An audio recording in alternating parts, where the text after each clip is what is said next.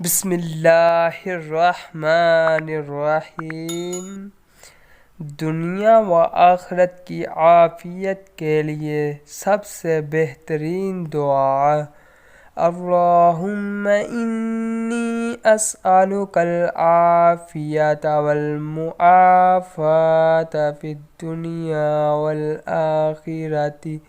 ترجمہ: اے اللہ، میں آپ سے دنیا و آخرت کی عافیت طلب کرتا ہوں۔ فضیلت: ایک شخص نے حضور صلی اللہ علیہ وسلم کی خدمت میں آ کر عرض کیا کہ اے اللہ کے رسول، سب سے بہتر دعا کون سی ہے؟ آپ صلی اللہ علیہ وسلم نے درجہ بالا دعا مانگنے کی تلقین فرمائی۔